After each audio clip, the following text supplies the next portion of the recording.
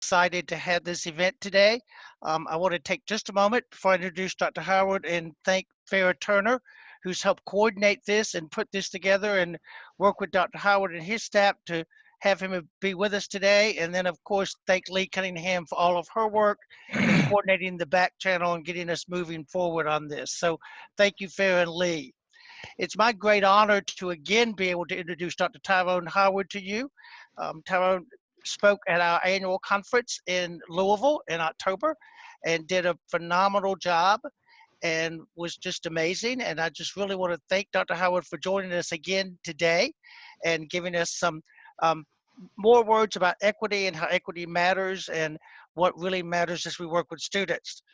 To give you just a brief introduction for Dr. Howard, he is professor of the Graduate School of Education and Information Studies at UCLA.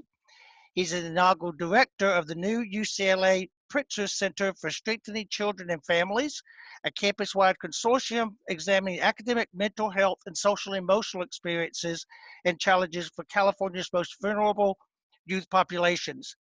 He is also the former Associate Dean for Equity, Diversity, and Inclusion. Dr. Howard's research examines culture, race, teaching, and learning. He has published over 75 peer-reviewed articles, books, chapters, and technical reports. He has published several best-selling books, among them Why Race and Culture Matters in Schools and Black Male, Peril and Promise in the Education of African American Males. His most recent book, Expanding College Access for Urban Youth, documents ways schools and colleges can create higher education opportunities for the youth of color. He's also the director and founder of the Black Male Institute at UCLA, an interdisciplinary cadre of scholars, practitioners, community members, and policymakers dedicated to examining the nexus of race, class, and gender of school-age youth. A native and former classroom teacher of Compton, California, he's been named the recipient of the 2015 UCLA Distinguished Teaching Award, which is the highest honor provided to teaching excellence at the university. In 2016, Dr. Howard was listed by Education Week as one of the 50 most influential scholars in the nation forming educational practice, policy, and reform. And I can say without any hesitation that Dr. Howard was an amazing speaker for us in Louisville.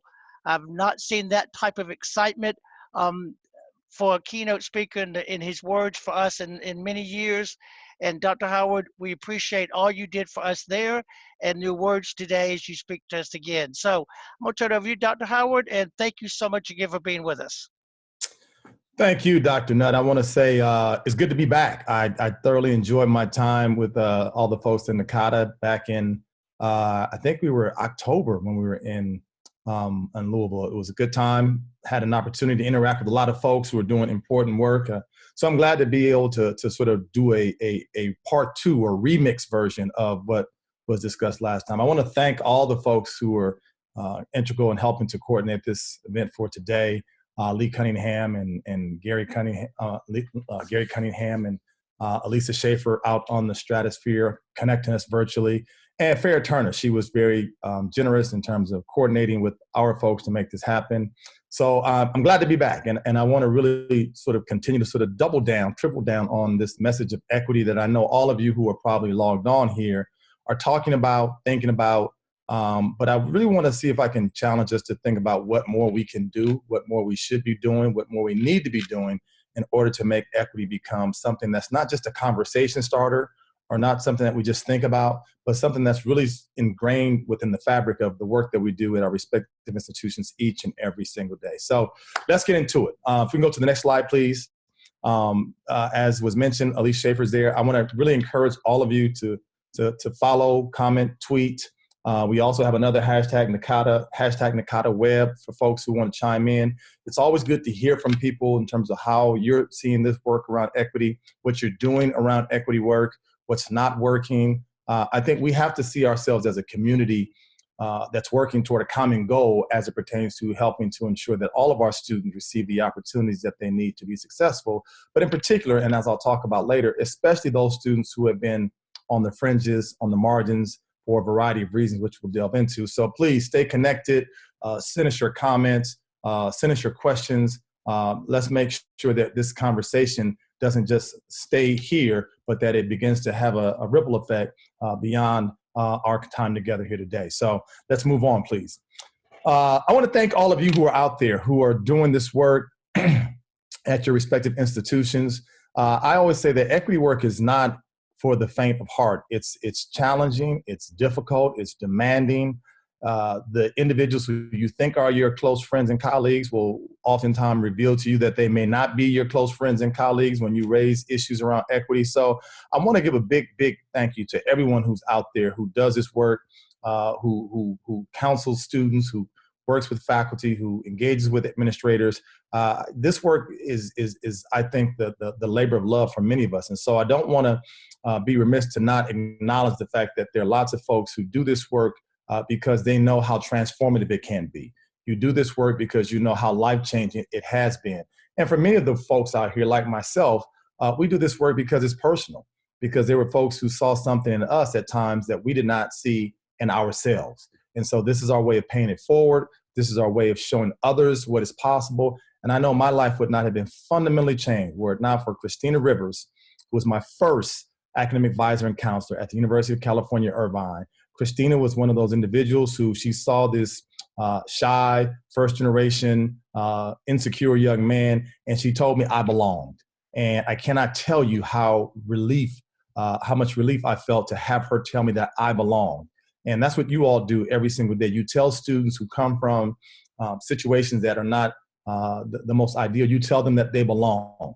And what was powerful for me about Christina Rivers is that not only did she tell me that I belong, but she was very explicit in providing the steps and providing the resources and providing the guidance to help me not only know that I belong, but to show me how to be successful. And my life is forever changed. My career academically is forever changed. My career professionally has ever changed because of Christina Rivers. And so I know there are lots of other Christina Rivers out there in the world. So again, thank you for what you do. Let's move on. So equity, part of what I oftentimes get asked about is what is equity? And I get a little bit perturbed, if I can be frank with you for a second, because there are folks who oftentimes say, well, show me what are 5 things we can do to begin to address equity, or give me a nice equity kit that I can use and share with my staff. Or is there something that I can really do tomorrow because we're having an equity day at our respective institution? And that bothers me because I think folks see equity as something as an add-on. They see equity as something that's a one-off, if you will. And to me, part of what we have to begin to think about is we have to talk about equity as being something that's not just a program or a package or a book. Really, in my mind, equity is about a consciousness. Equity is about an awareness.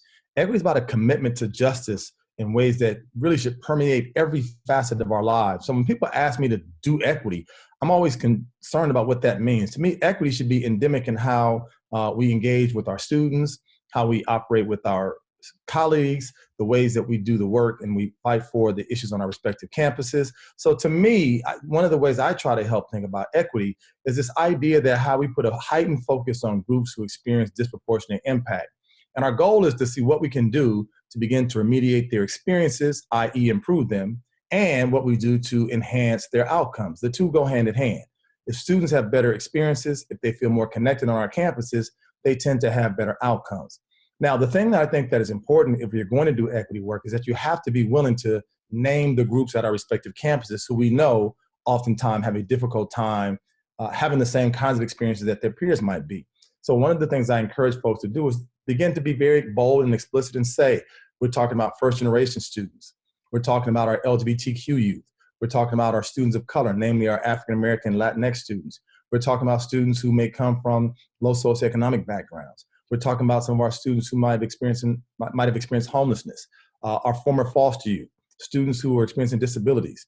Some of our Muslim students we know face different types of hostilities on our campus. So we have to name who those groups are and begin to say, how can we begin to think about this work that seeks to serve all students, but at the same time, we're going to be unapologetic and bold about the fact that we recognize And we understand that there's some groups who face tremendous obstacles on our campuses. They face different types of experiences, and they have different setbacks that they oftentimes incur. And we as institutions have to be more thoughtful about what that looks like. Now, as I talk about equity, one of the things I'm oftentimes frustrated by is that folks tend to say, well, if you talk about giving more to some students compared to others, that's not fair. And we're into fairness. Well, I'm quick to oftentimes remind folks that, guess what? We're not playing the fair game when it comes to equity. We're playing the justice game when it comes to equity. So when I think about fair, I oftentimes have to remind folks who will counter or challenge equity. I oftentimes say, well, guess what? Racism is not fair. Sexism is not fair. Homophobia is not fair. Transphobia is not fair. Poverty is not fair. Yet these are some of the factors that lots of our students encounter on a day in, day out basis. And our goal as equity champions is to see what we can do in our respective actions and our policies and our practices to begin to ameliorate some of those challenges that we know students face every single day on our campuses. I was having this conversation about a year or so ago with the superintendent out in Arizona, and she told me that this whole idea of equity just did not sit well with her. She came here as an immigrant to the United States. No one gave her anything. No one made excuses for her. And she did everything she could to just essentially, as she told me, lift herself up by her own bootstraps. And that's what we need to have these students do today. I took major umbrage with such a statement because part of that statement, which I oftentimes hear, assumes a lot. It assumes that students have boots. It assumes that students have straps. It assumes that students have arms. It assumes a lot. And so part of what I had to think about with this particular conversation with this superintendent was what could I have said to help her to understand how equity plays itself out and what are some tangible ways for folks to understand why we have to think about this differently. So before I go to the next slide, I oftentimes ask folks to think about going to a large sporting event or to a large concert. And oftentimes when we go to a large sporting event or to a large concert, one of the challenges is going to the restroom. I'll say this again, going to the restroom is not always fair for everyone at those events. And as I pose that question to folks who are out there listening about have you ever had to go to a restroom at a large sporting event, at a large concert, I'm sure many of my women in the audience are probably chuckling and thinking, yeah, that is not one of the most fun things to do. So if you can go to the next slide, what you see is something I oftentimes use as an exemplar to talk about equity versus equality. First and foremost, let's be clear. Equity and equality are not the same. If we give everybody the same thing, we'll still have inequality. So I use this example of a restroom here because when you go to large sporting events, oftentimes what you see is that the men's restroom is oftentimes lacking in any line. Men go in and out with no problem, whereas women stand in the line sometimes 4, 5, 6, 7 times longer than men do. I've had this happen to me on many occasions, and I've had my wife oftentimes ask me, let me ask you a question. Is anybody in that restroom right there? And I'll be like, no, why? She said, I need you to take cover because I'm going in there. I'm not waiting in this line. Now, I use this example because what we have to understand, what we must be aware of is that when we see this situation with the restroom, one of the things we would never say, one of the things we would never do is say, you know what, ladies, that line would not be as long as it is if you just worked a little bit harder when you got into that restroom. We don't say that, nor should we. We don't say, ladies, you know, that line is a little bit longer than the men's because when you get in that stall, you got to just show a little bit more grit to get in there and get out. We don't say that, right? Nor do we say, nor should we say, you know what? The men just value using the bathroom quicker than women do. So therefore, that's why their lines are shorter. We don't say those things about women when it comes to the restrooms, nor should we, because when it's all said and done, when you look at the reason why we have different lines when it comes to something as simple as restrooms, this is not about what women don't do or what women are lacking. It's about the unique needs that women have that are different than men when it comes to the restroom. So this is not a women's issue when it comes to restrooms. This is a structural issue. There is something wrong with the structure that serves women's restrooms needs compared to men. Now, I also understand the fact of the matter is this, that we have to begin to sort of use a similar kind of approach to how we think about our students. I don't think our goal should be to tell our students something's wrong with them, but perhaps the institutions that serve our students need to be changed. Perhaps the structures and policies and the mindsets and the ideologies that are so ingrained in our colleges and our campuses, perhaps that's the bigger problem. What we have done in education far too long is we continue to blame those students who are showing uncanny resilience to be successful, and we constantly throw the problem back at them and say they are the problem. They need to work harder. They need to demonstrate more grit. They don't value education as much as other students do. And I'm asking us to shift the paradigm, to be more equity focused, to begin to say, what do we need to do as an institution to better meet the needs of our students? So therefore, what we have here is not an equity model when it comes to restrooms. We have an equality model, one for men, one for women. If we can go to the next slide, this is our current structure. Bottom line is, folks, you all know this, it doesn't work. So instead of having an equality structure, I would recommend we have the following. An equitable structure. What if we had 3 women's restrooms for every 1 men's restroom? Now, is that equal? No, it's not. Is it fair? I would say so. But I would ask us not to just stop there, because I think perhaps our ultimate goal, the more equitable structure, would be the following. This is our ultimate goal, where no one waits in lines, where I think we have to begin to think about what would gender neutral restrooms look like, where everyone has access to restrooms in a fair, thoughtful, equitable manner. So I use that as an example to sort of set the tone that our goal around equity is not about just a program. It's not about just a thing to do on Thursday at 2 o'clock. It's not about something we did last month. It's about really a consciousness and calling into question systems of oppression, about hierarchies that tend to disadvantage certain populations, and how we begin to do this work in a real transformative way. Now, next slide, please. Here is the challenge before us. I think that our goals have to be centered on how we begin to improve and enhance, as I mentioned earlier, the outcomes and experiences of students on our campuses. But with a particular focus on those students, and you all know who they are because you look at your data on a regular basis and you know who those students are who continually experience something different. And I think what we have oftentimes done is we put all of our attention on the left side of this slide here. We focus on academics, academics, academics. That's understandable. That's what we do. That's who we are. We are in the business of helping students learn. But I would argue that you cannot maximize the academic outcomes unless we think about these 3 other boxes that you have before you. I maintain that one of the things that we all have to do better is pay attention to the social and emotional challenges and needs that our students have.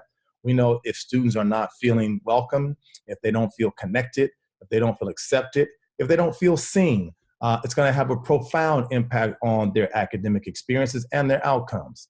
We also know that many of our campuses, I would say all of our campuses, if you talk to certain students, they will tell you about some of the hostility that they face on our respective campuses. Let's just call it what it is. Have we made progress in lots of ways? Absolutely we have. But have we rid ourselves of some of the ugly, vile, obscene, racist, sexist, homophobic, anti-Semitic kinds of things that are happening on our campuses? We have not. And we see far too often cases where students are subject to comments, not indirect comments, indirect comments by way of signs and posts and swastika signs and nooses and Compton cookouts and all these sort of racist parties that unfortunately happen on many of our campuses. So if we think that our students can be in a situation where they can learn and thrive and grow in the midst of hostility, I think we're being very unfair to them. So we have to talk about the hostility on our campuses. And then it comes back to this final box here about what is the institutional accountability to make sure that we are doing everything possible to tend to the academic, the social emotional, as well as the hostility on our campus. So this becomes sort of our 4-fold focus, if you will, that we will enhance, we will improve, we will transform student outcomes when we take a serious, honest, and sustained look at the academics as it pertains to these other areas. Many of us at our campuses have talked to students, we've heard from students, and we cannot continue to throw that back on students to say, well, you can't let that affect you, or you can't be bothered. We have to take on a much more bolder stance if we're going to be equity focused. So let's talk about how we do it. Next slide. So I oftentimes start by looking at where we are in terms of the pipeline of the students that come to us. And so as someone who has studied K-12 education and higher education, I maintain that it's important for us to begin to take a closer look, a deeper dive at some of the outcomes for our students when it comes to their high school graduation rates. These are data from 2018, 2019. We were told by the U.S. Department of Education that we have reached an all-time high in terms of the number of students who are graduating. Percentages were at an all-time high, close to 84, 85%. Many of you across the country work with schools and school districts, and you continue to see some of the graduation rates soaring, which is great. But I think that we have to delve deeper. And part of what I would ask you all to do, many of you are already doing this, is to take a closer look at the data that is disaggregated by race and gender. Because what we continue to see in many of our schools and colleges across the country is that the experiences and outcomes of some of our fastest growing groups are not on par with their counterparts. So for example, if you look at the data here, you look at our Latinx students continue to trail behind their Asian, Filipino, and white counterparts. We see that our African-American students still lag behind most other students when it comes to graduation rates. We also see that our Native American students continue to fall short in terms of where we want to see their education rates be as well.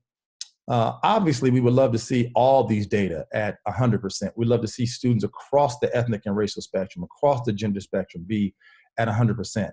But I'm deeply concerned when I look at what the outcomes are for Black and Brown students, not only for those who do not graduate because they end up on many of our campuses at the community college route in some cases, but even for those who do graduate. I can only question the quality and the rigor and the preparation that they've gotten at their respective high schools. Lots of high schools and lots of school districts have moved toward credit recovery in an attempt to boost their high school graduation rates. Some would question the rigor and the value of those credit recovery efforts, meaning have they really prepared our students for the rigors that they know they're going to encounter on our colleges and universities? So in some cases, one of our challenges at the college level is not that students come to us not prepared to do graduate work, or not prepared to do undergraduate work, I should say, but it's have they not been subjected to a litany, and I do mean 12, 13, 14 years of inadequate education. So one of the challenges that we have is to begin to address some of these academic deficiencies that are not by and large the fault of students, but I maintain from an equity standpoint says, okay, we have to look at how these students who have attended oftentimes underfunded schools, or they had constant interaction with underprepared teachers, limited access to AP and honors classrooms, overcrowded classrooms, and the list goes on and on and on. So we have students who themselves are facing the collateral damage. They come to our respective campuses trying to be the best that they can be, and sometimes we're quick to ridicule them for not being as academically proficient as they ought to be, and we don't look at the pipeline. So I'm asking us to pay attention to the pipeline of where those particular students that we serve come to us and begin to think about how we might partner with some of those schools and school districts to ensure that their students are coming much more prepared for college than many of them might be as we currently see. So why does that matter? Because one of the big things that we continue to see with certain populations on our campuses is this real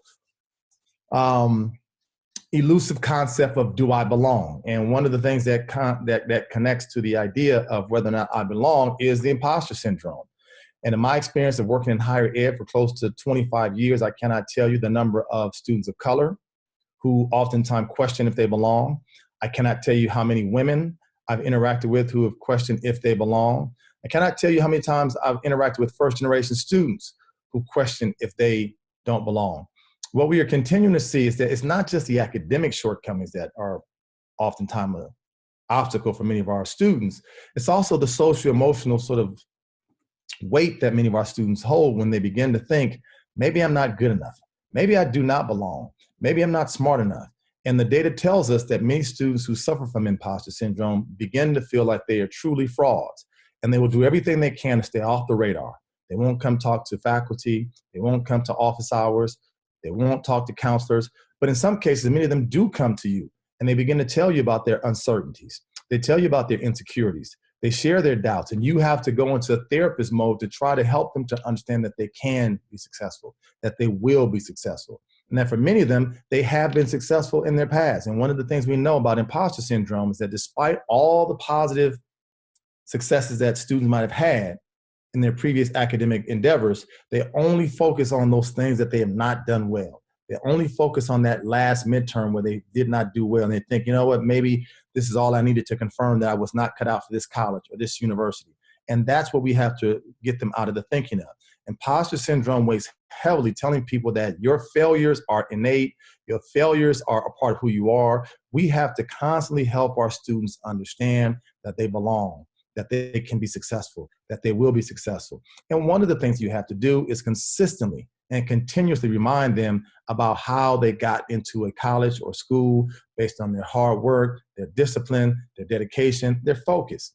We also have to be upfront with them as well, to let them know that many of us struggled in college. Many of us didn't always have the best grades. Many of us were this close. I know I was on academic probation for close to a year and didn't know if I would graduate. I think the more we can humanize ourselves and share with our students our own struggles, but to let them know the recipe we use to be successful, I think it can be helpful for them to shed some of the shackles of the imposter syndrome.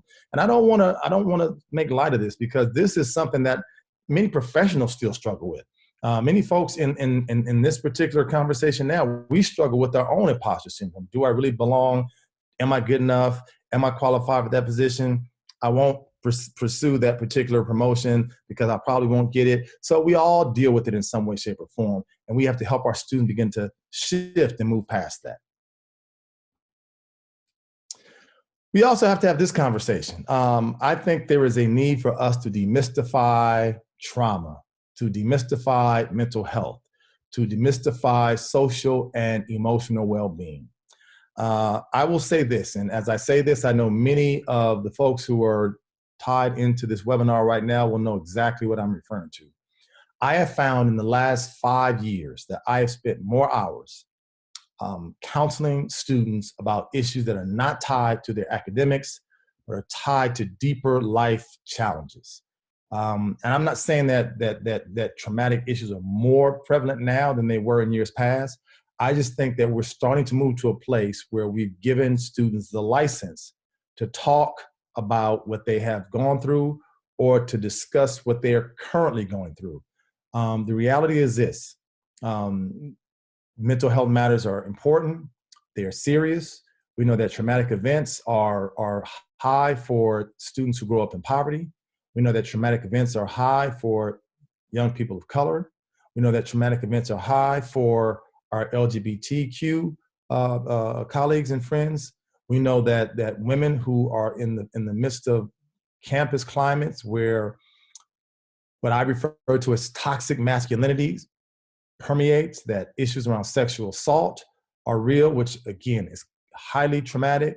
And if we don't think that these matters have an effect on our students' cognitive development, social emotional development, and subsequently their academic well-being, we're really fooling ourselves. So I maintain that what we have not done on our campuses is really provide enough mental health supports.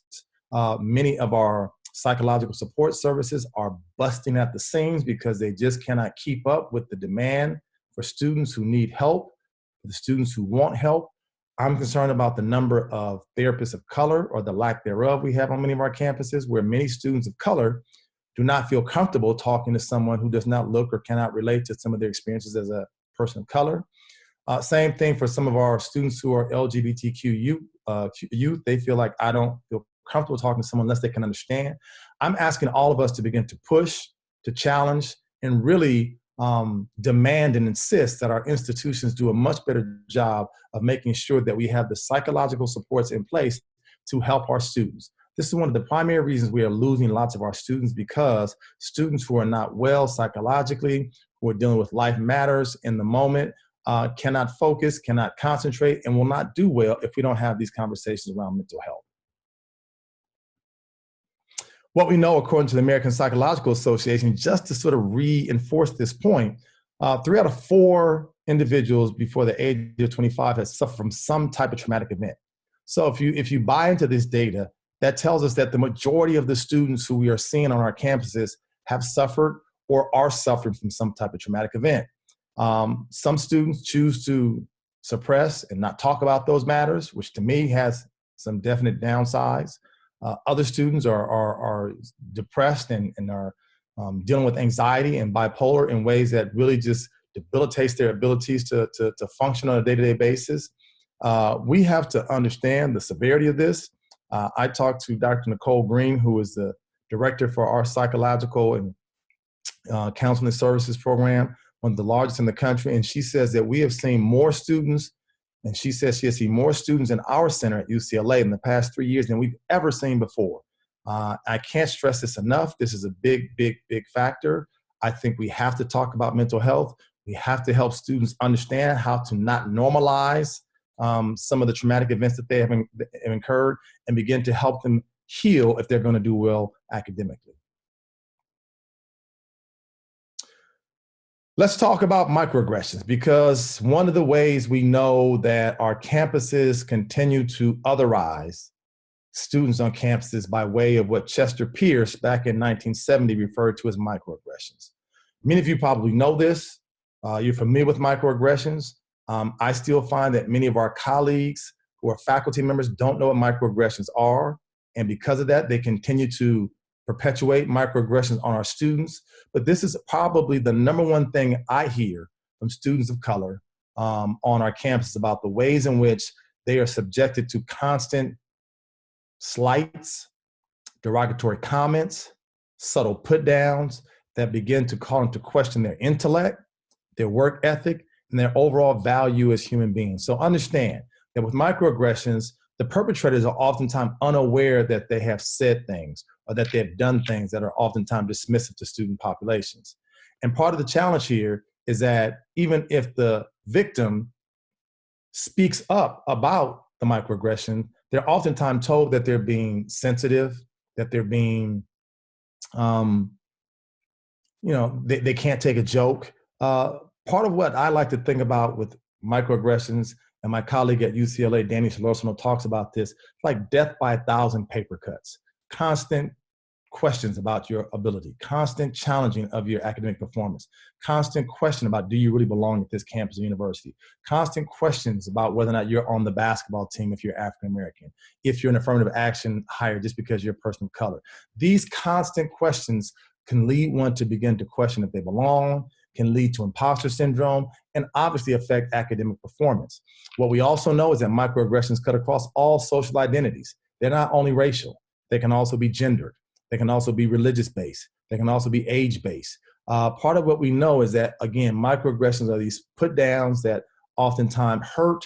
And what really is challenging about microaggressions is that really for many of our students, there's no real positive way to respond without a downside.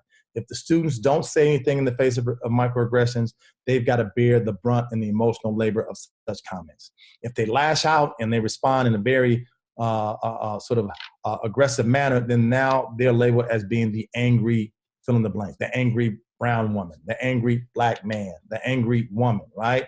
And so that has a set of downsides as well. So we have to help our students understand that microaggressions happen. We need to be able to help people call them to task about the microaggressions, because lots of folks, when they are called to task, say, well, I didn't mean to. That was not my intent. But with microaggressions, we are clear about the fact that intention does not always equal impact. Though you may not have meant to be offensive, though you may not have meant to be homophobic, though you may not have meant to be racist or sexist, the hurt still is there. And our students feel that more so than you recognize. Being asked to show ID, being stopped by campus police over and over again. Some students have parties and police never get called despite all the noise and all the music and all the people. Yet when you have students of color have a party, there's this quickly met with resistance and police, and you got to shut this down, and it's a problem. Microaggressions occur on so many levels that we have to begin to help students understand what they are, help faculty and administrators and our staff members begin to understand how they sometimes might be guilty of committing microaggressions and how to shift that if we're going to be equity focused. So let's go a little bit further on what the microaggressions can look like. The primary targets we hear are across these four groups. They're typically racial, gender, directed at first generation students, and our LGBTQ students. Let's move on. There are multiple types of microaggressions, and I think it's important for us to begin to at least talk about, name, and identify them so that when we see them, when we hear them, that the individuals can be called to task on them. So one of the types of microaggressions is what's referred to as micro-invalidation. And the micro-invalidation is when basically members of a particular group are overlooked, they're invisible, they're silenced, or they're ignored. And many of our students talk about the fact that they sit in discussion sections or they sit in classrooms and they'll make a comment about something and it falls on deaf ears. There's no comment from an instructor or a professor or a TA about the comment. There's no affirmation. Yet they'll watch a white colleague or a male colleague say something very similar. It's oftentimes met with,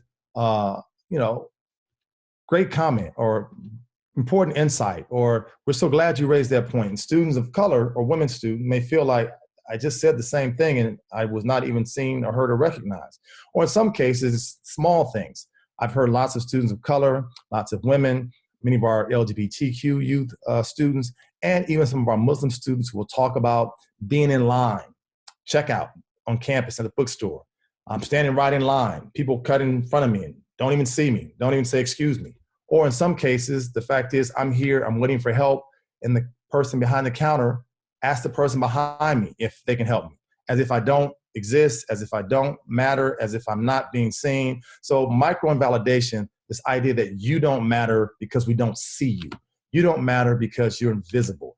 One of the classic books on this is Ralph Ellison's The Invisible Man, where he talks about sort of this burden of feeling like you're always not seen. And I think for many of our women of color, the real tension on our campuses is that they're oftentimes hyper visible and invisible at the same time, which is a hard place to be in. You're seen as being not present, you're not there, you don't really matter, we don't see you, but yet at the same time, we say you're too loud, you're too aggressive. That's a hard reality to come to grips with, but micro-invalidation is one of the realities that lots of our students face. Let's move to another one. What are the effects of microaggressions?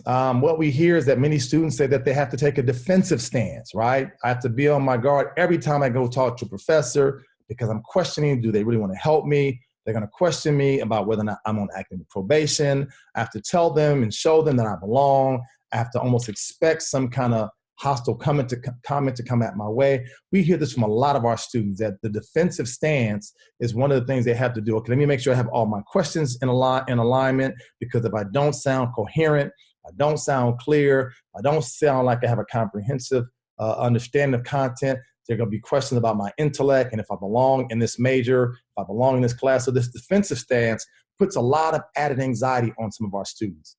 Another type is what is referred to as the spokesperson pressure. And this is one that lots of students talk about, complain about, and are not sure about how to respond, where issues come up around particular issues, and the professor or the TA or whomever's in charge turns to that particular person and asks that individual to give us your point of view about your people, or give us your take on how that issue plays out in that community. Folks, we have to help our students understand that they do not have to respond to those matters when they come up. But more importantly, we have to talk to our faculty and staff, and they need to have the adequate training to ensure that they are not putting that spokesperson pressure on members of the LGBTQ community when issues come up around gender identity and gender expression, that we don't expect Latino and Latinx students to have to respond when issues of immigration come up. We cannot do that. That adds other layers of pressure. Let's go one step further. When you talk about the accumulation of microaggressions, defensive stance, spokespressure person, constant questions about if you belong, many students feel like they're pushed to the point of exit, where they start to ask themselves, do I really belong here? Does anybody understand me? Does anybody even care? Does anyone see me? Why should I stay here? What's the point? Maybe another school is better. And this is when students come to you in your roles, and you have to remind them, yes, you do belong here. Yes, you can be successful here. We have to help you understand how to develop that sense of what I call that armored sort of protection, so that when these microaggressions occur, that our students are not so quick to succumb to them, because they hurt and they're painful, and they can really start to question you and your own intellect, your own passion, and your own professional pursuits. But I think the responsibility should not be solely on our students, but we have to do a better job calling our faculty, our administration, and some of our colleagues to task. So one way we can begin to offset the effects of microaggressions is through what Danny Solorzano, Lindsay Perez-Huber are calling micro-affirmations. And this is what many of you are already doing already. We're just giving it a nice fancy name now, micro-affirmations. And micro-affirmations are these tiny acts of opening doors, supportive gestures, caring and supportive words to let students know that they are seen, that they are heard. No, you are not crazy.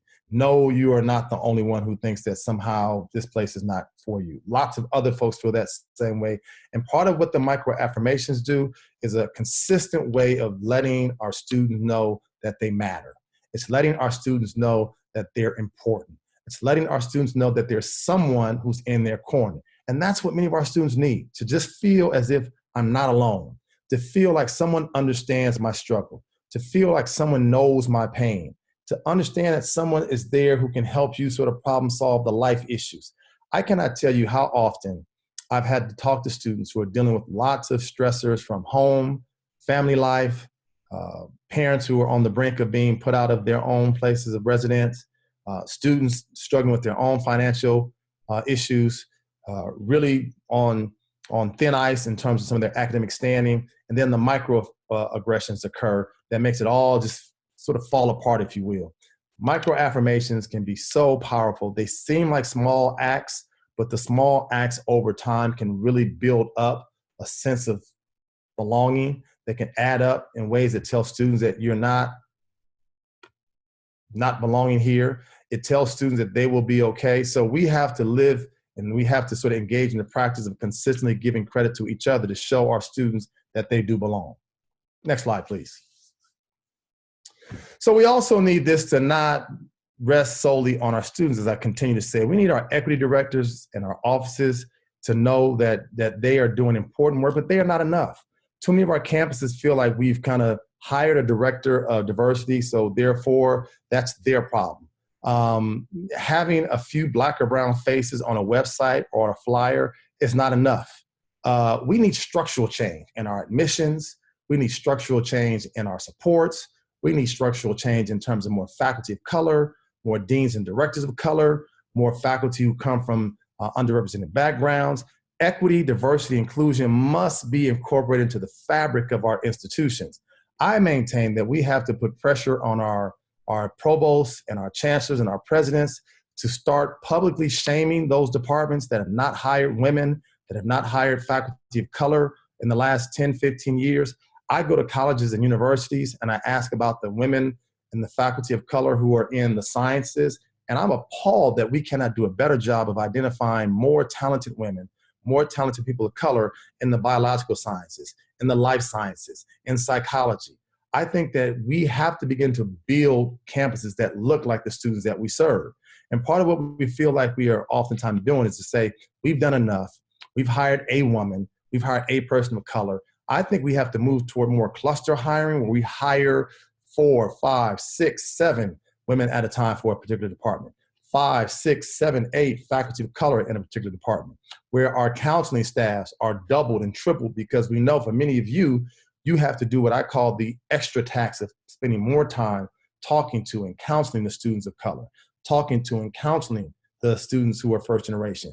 I maintain that if we're serious about equity, it needs to be something that's not just on a banner, something that's not just on our website, but we have to look at the makeup of our provosts, our deans, our advisors, our counselors. Many of us are still working at institutions that have never had a woman president. Many of us are still working at institutions where we've never had a chancellor of color. Many of us are in departments where we have not one dean who comes from a disadvantaged background. And part of what we have to do is put pressure on the powers that be. If we're really serious about changing the fabric, it's in the hiring practices. Who do we hire? What does that say about us? What do we think about them? And how do we begin to transform our institutions from the bottom up as well as from the top down? So what can we do to become more equity-minded? I think what we have to do is we have to ask our colleagues, do they really deeply care about creating a more just set of environments where our students go to school? So that means we have to do some of these things that you see here before you. We have to investigate our outcomes by race and gender. We have to look at outcomes, admissions, experiences, who uses our services, who gets academic supports, who goes to counseling services, who's getting tutorial supports, right? We also have to create, and I'm big on this one, we have to create, expand, and defend affinity group spaces. I'm oftentimes sad when I hear students of color fighting to hold on to their centers. I'm sad when I hear women having to defend why a women's center still has a place on the campus in 2020. I think we have to help students understand that they have the right to have affinity group spaces because they give us a sense of welcoming.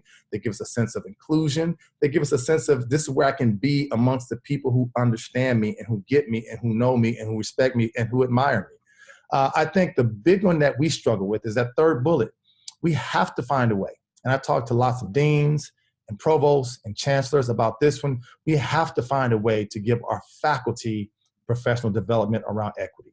I am troubled deeply by the kinds of comments that I have students share with me that faculty members have said to them in front of their peers or in one-on-one meetings or in small group settings. We reward a lot of faculty members at our institutions for all the amazing scholarly accomplishments that they have reached, for all the millions of dollars that they have brought in by way of grants, and all the scientific inquiry that they have done in their respective units. But what we do not do is hold them accountable for creating the kinds of learning environments, the kind of working environments that are going to help to make us better. And how we find a way to mandate professional development of our faculty, I'm not sure, but I think we need to keep pushing and keep asking until it happens. And on. You see, we also have to find ways to evaluate first-generation student data because we know that lots of our campuses, our first-generation students struggle the most because, you know, college is new. College is different. College can feel very overwhelming at times. We have to increase the amount of academic services and financial aid resources between mental health, financial aid, and lack of inclusion. This is why we lose a lot of our students of color. This is why we lose a lot of our first-gen students. This is why we lose a lot of our LGBTQ students, because we have to make sure that they know about these services, that we help them connect with those services, and that if they get no for an answer on occasion, they know how to come back and they have sets of questions, or we can tell them, I need you to talk to person X or to talk to person Y, or to put them in a position where we give them a warm handoff to someone we know who will see to it that they get what they need. So these are the things we have to do. We have to engage stakeholders on data and solutions, meaning I wish that we would continue to engage our students around data collection, around climate surveys. I believe that many of our campuses are frightened by what those data might tell us. I think they're afraid to hear firsthand some of the raw, painful, hurtful, nasty kinds of things that they hear from their instructors, that they hear from their faculty members, that they hear from their peers. I think we have to do a better job of doing ongoing data collection, to talk to students, to ask them how they feel about climate, to ask them if they feel secure, to ask them if they feel safe. I want to come back to sexual assault because I think that's one of the dialogues that we're doing better, but we still have a long way to go. Too many students, women in particular, but we also know that individuals from other gender backgrounds are also subject to this, but women continue to be told to suppress and to not talk about when issues of sexual assault, harassment, or violence has occurred. I think we have to do a better job at asking our students to share with us their experiences on our campuses. And oftentimes when we do have these efforts to collect data by way of focus groups or surveys, typically it's the folks who have a positive experience on the campus who are the students who are quickly to respond or more likely to respond. And then that gives us, I think, a jaded data set because then the higher ups say, well, you know what? Students say we have a wonderful environment, we have a positive climate, and there's nothing wrong. So I'm asking if we begin to do these climate surveys, that we really tap into our ethnic studies department. We tap into our women's studies department. We go to our LGBTQ centers. We want to find out from as many entities as possible how they feel about our campus when it comes to inclusion. And then I think we have to also develop strategic plans, and we have to develop interventions that are going to be able to hold people accountable. If departments don't change, they lose faculty lines. If faculty members don't change, their promotion will be affected. If departments and deans don't diversify, they will be dinged in their reviews. There are some real levers that we can pull, and chancellors know what they are, provosts know what they are, presidents know what they are. We have to be much more intentional to make structural diversity a real priority. Not surface level, but deep, embedded, sort of in the fabric of who we are as institutions. Folks, at the end of the day, I think we have to do three things. We have to know, we have to care, we have to act. We have to understand the students that are struggling on our campuses are oftentimes survivors of institutional damage, of economically depressed neighborhoods, of underfunded schools, of a host of social emotional challenges that they face from home, from their communities. And then they come into our campuses and they face more hostility. But through it all, what I need you to know and what I have to have you to understand, and I know most of you understand this with every fiber of your being, that our students show an amazing amount of resilience to still show up on our campuses. They show uncanny strength to come back semester after semester, quarter after quarter. Some of them are hanging by a thread in terms of just if they feel that they belong, but they still show up. We know many of our students who are non-traditional students, they're older students, they still come back, they're parents, they're veterans, they're former foster youth, but they still show up. We have to recognize the unbelievable amount of resilience that our young people show and our older people show to be students on our campuses. Many other folks could not survive in the face of challenges that our students face. We have students who are homeless, students who face transportation issues. We're looking at data now on the basic needs that many of our students are facing in terms of the amount of students who go hungry throughout the course of a day or a week on our campuses. We have to be better to help ensure we give them the kind of supports that we know all of our students are going to need. And at the end of the day, before I close and we'll open up for my response to a few of the questions, I need all of you who are out there to engage in self-care. I cannot stress this enough, because what we are learning now is that there is a growing number of folks in this work who are suffering from what is referred to as secondary traumatic stress, meaning that the vicarious trauma we are feeling because we are in the constant mode of protecting students, helping students, defending students, helping students navigate complex situations. It is a heavy and oftentimes incredibly sort of emotionally taxing set of circumstances that we deal with.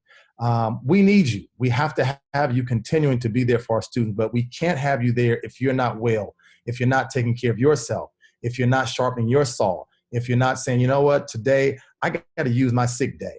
I got to take that day off because our students depend on you. Many of our students are only on our campuses because of individuals such as you. You advise them, you counsel them, you care for them, you advocate for them. You are their voice in lots of ways. And so oftentimes when I think about the diversity on our respective campuses, I maintain it only is there because of the individuals who are in the positions such as yourself, because you help to see the humanity in our students. You help to see their unbelievable amount of resistance and that they show in the face of difficult environments. You see the ongoing resilience that they manifest to just show up and sit in classes where they know they're going to be attacked, but they come back to you. You fortify them. You tell them that they matter. And then what's so beautiful to see and what's so worth our effort is when those days come when they graduate and they let you know that they would not have done it without you. They let you know how important you were in their journey. They tell you how they're going to walk across the stage with their sons or daughters or with their nieces and nephews. Or I'm thinking about the 68-year-old woman who graduated from our institution just 2 years ago, and she walked across with her 3-year-old grandson, and she said he was the reason why she dealt with all the people who doubted her because they thought she was too old. Bottom line, folks, you make a difference. You are change agents. You are the equity champions that we need. I think that it's important just to continue to let yourself know that, no, you're not crazy. I maintain sometimes the institutions that we work in that are the crazy places. I admire you for showing up every single day and trying to bring some sanity to what are oftentimes some insane places. So I want to say thank you for what you do. Please take care of yourselves. Please see the brilliance in our students and continue to double down, triple down on this work to make equity not just an add-on, but something that has the consciousness that we all abide by every single day to make our campuses much more inclusive spaces. And with that, I will stop and then respond to some of the questions. Dr. Howard, I can't thank you enough. As always, your comments are phenomenal. I think we'll all remember your last slide with the comments of know, care, and act. I think that's so important for us all to do, and really want to deeply appreciate you. Got a few questions here. One says, do you have any experience with the disenfranchisement of disabled students? They are often the unforgotten, marginalized group. Yeah, that's a great question. We have, and part of what has happened, I think, in our conversation of marginalized groups, to Molly's question here, they being disabled students are oftentimes are some of the most disenfranchised student populations. We have done a much better job at my institution at making sure that when we put together equity committees, that there is representation from our Disability Studies Center, because those voices oftentimes are silenced, and I think we have to be more intentional to ensure that that's part of our framing. But here's where we see some tension, if you will. We have heard in some of our sort of anecdotal accounts that even within the Disability Studies Center, there tends to be a hierarchy, or there's certain populations that are oftentimes disenfranchised there, namely the same groups I talked about earlier. Many of our LGBTQ youth who have disabilities oftentimes feel like they are not welcomed in some of those spaces, and the same thing for our students of color who have disabilities. So we have to make sure that we begin to incorporate the sort of the needs and the unique perspectives of our students experiencing disabilities, because I think that is another sort of way in which some populations get excluded. Thank you. We have another question. Can you give any suggestions on how to negotiate the line between invisibility and spokesperson pressure? Yeah, so this is the hard part, right? Because the students of color we talk to feel like they're caught between a rock and a hard place. Is that in many cases I can be rendered invisible by a instructor or by a professor, where I'm not called upon or my comments are not seemingly valued. Then when all of a sudden the topic comes up where I'm a member of that particular community, then I'm expected to now speak up and give the viewpoint of the entire group. And this is where the faculty training needs to be more amped up. Faculty need to understand that you can't silence students on Monday, then come back Wednesday and ask them to be the spokesperson for a population.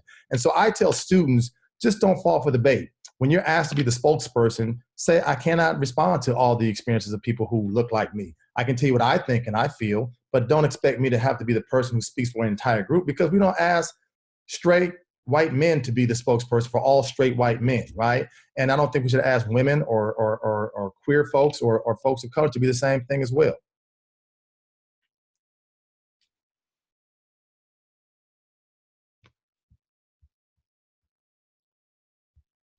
You're muted, Charlie. Thank you, Garrett. Women who've been sexually assaulted may struggle using a gender-neutral bathroom. What are your thoughts about how to support everyone in feeling safe and yet included? No, this is a good question. So I so appreciate that question.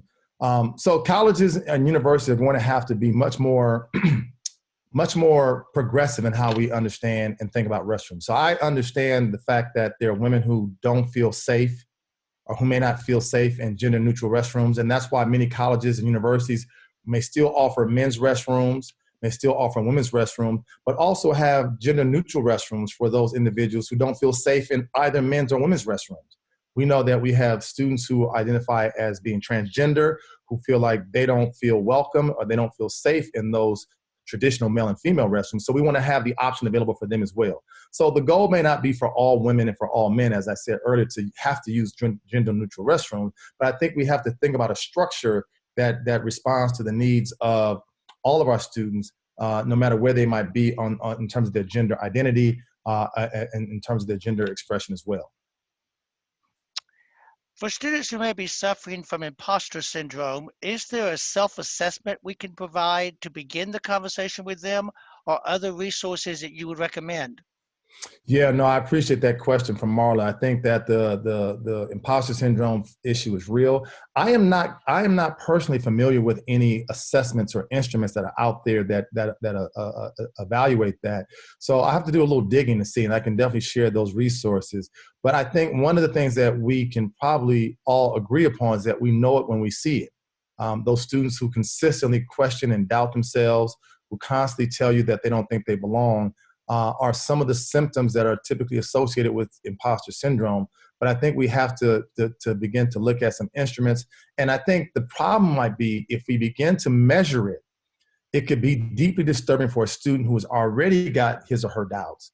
If they then take an assessment and it proves that they have imposter syndrome, that can cause all kinds of other issues. I mean, we looked at the data, and you're all familiar with this, on stereotype threat, that when you have students of color and women who take these assessments and the stereotype threat shows that they have high levels of feeling threatened, their performance actually decreases. So we want to know about it, but I think we have to be careful. Sometimes science and our attempt to try to understand something may contribute to more stressors and more enhancement of the problem.